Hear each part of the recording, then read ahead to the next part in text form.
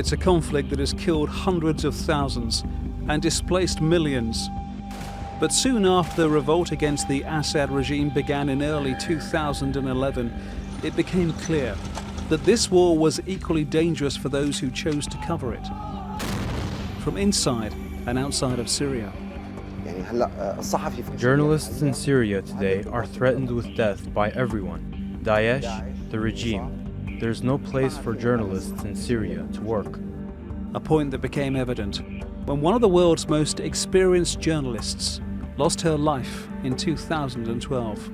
Marie Colvin of the British newspaper The Sunday Times was in the besieged Bab al-Amma area of the Syrian city of Homs.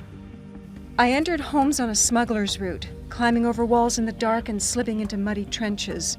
Arriving in the darkened city in the early hours, I was met by a welcoming party keen for foreign journalists to reveal the city's plight to the world.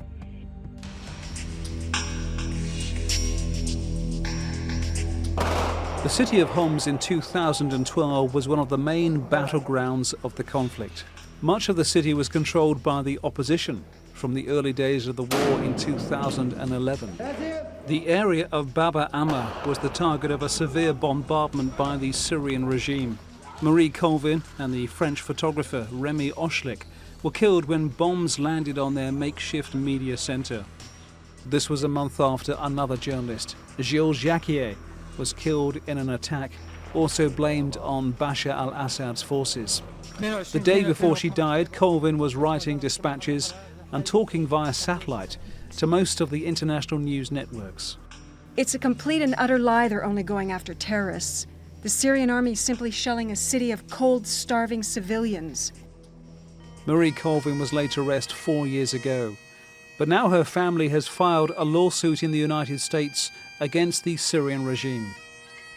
It's very clear in a lot of the evidence we've uncovered that they wanted to silence the foreign journalists. That was exactly their intent, was to silence Marie and the other journalists who were trying to get the truth out. The lawsuit names several Syrian officials, including the brother of Bashar al-Assad, Marie al Assad, and it quotes documents ordering military campaigns against those who tarnish the image of Syria in foreign media and international organizations.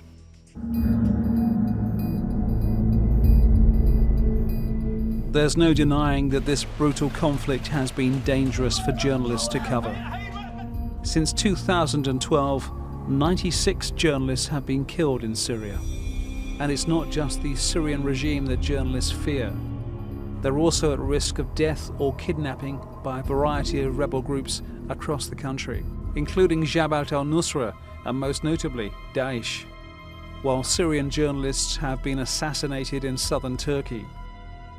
In the eyes of Marie Colvin's family, her death 4 years ago is seen in a similar light, and for them, the Syrian regime is accountable.